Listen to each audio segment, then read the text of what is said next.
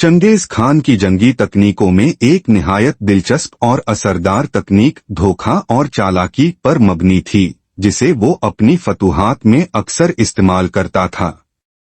इस तकनीक में चंगेज खान दुश्मन को धोखा देने के लिए ऐसी चालें चलता था कि दुश्मन न सिर्फ अपनी ताकत को गलत अंदाज में इस्तेमाल करता बल्कि अपनी शिकस्त का रास्ता खुद तैयार करता था। चंगेज खान का एक मशहूर हरबा ये था कि वो अपनी फौज को कई छोटे छोटे ग्रुप्स में तकीम कर देता था। हर ग्रुप को मुख्तलिफ सिमतों में भेजा जाता ताकि दुश्मन ये समझे कि हमला करने वाली फौज छोटी और कमजोर है। जब दुश्मन इन ग्रुप्स पर हमला करने के लिए अपनी फौज को तकीम करता, तब चंगेज खान की असल और मजबूत फौज दुश्मन के कमजोर दिफाई इलाकों पर अचानक हमला कर देती। इस हिकमत अमली से वो बड़ी बड़ी सल्तनतों को आसानी से फतह कर लेता।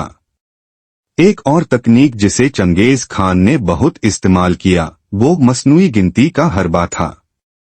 वो अपने सिपाहियों को हुक्म देता कि वो रात के वक्त अपनी तादाद ज्यादा जाहिर करने के लिए हर सिपाही 3 या 4 मशालें रोशन करे।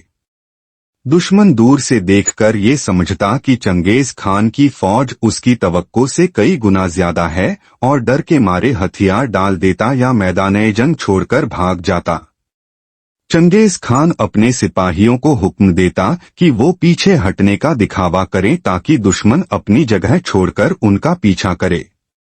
जब दुश्मन अपनी महफूज जगह से निकलकर हमला करता तो तातारी फौज दोबारा पलटकर दुश्मन पर पूरी ताकत से हमला करती और उसे शिकस्त से दोचार कर देती। चंगेज खान की इन चालाकियों और जंगी तकनीकों का मकसद सिर्फ दुश्मन को हराना नहीं बल्कि उसे जहनी तौर पर भी मूज करना था। उसकी यही हिकमत उसे एक अजीम फातेह और दुनिया के सबसे कामयाब जंगजुओं में शामिल करती है। महज़ अब दुनिया के लिए चंगेज खान की अफवाज का तरीके जंग बिल्कुल नया था। दुनिया उनके लिए एक वसीह शिकारगाह थी। खाना बदोश तातारियों के पास घोड़ों की कमी न थी। भेड़बकरियों के अलावा वो घोड़ों के गोश्त और दूध पर गुजारा करते थे। इसके अलावा वो जंगल के हर जानवर का गोश्त खा जाते थे। सहराए गोबी में शहरों और बस्तियों का नाम न था।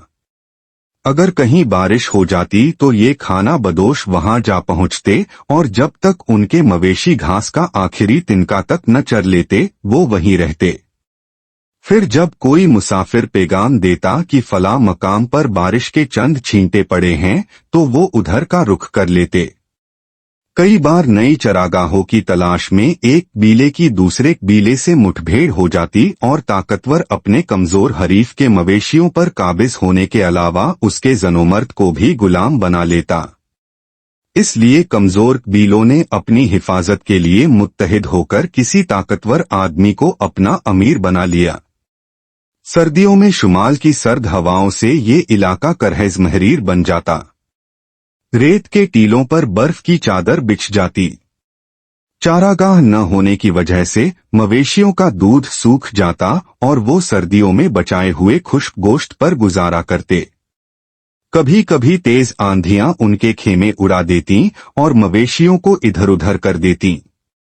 फितरत के साथ इस दायमी जंग ने इन लोगों को हद दर्जा जफाकश बना दिया था। वो कई कई दिनों तक घोड़े की पीठ पर बैठ सकते थे और कई कई दिनों तक भूखे रह कर लड़ सकते थे। चंगेज खान ने बड़े बड़े सरदारों की सरकूबी करके उन्हें अपना मतिया बना लिया। फिर खाना बदोश तातारियों के सामने उन ममालिक के नक्शे पेश किए जहां लहलहाते बागात, सरसब्ज खेतियां और सदाएबहार चरागाहें थीं। लूटमार की हवस ने तमाम खाना बदोशों को चंगेज खान के झंडे तले जमा कर दिया। तातारी हमसाया ममालिक पर भूखे उकाबों की तरह झपटे और वो अक़वाम जिनको पुरअमन जिंदगी ने तनासान बना दिया था, उनके हमलों की ताब न ला सकी। चंद बरस में चंगेज खान की अफवाज शुमाल और मशरिक के कई ममालिक पर कब्जा कर चुकी थीं। हमसाया सल्तनतें उनकी फतूहात की रफ्तार पर हैरान थीं। वो एक एक दिन में कई कई मंजिलें तय करते और एक वक्त में कई मकामात से दूसरे ममालिक पर यलगार कर देते।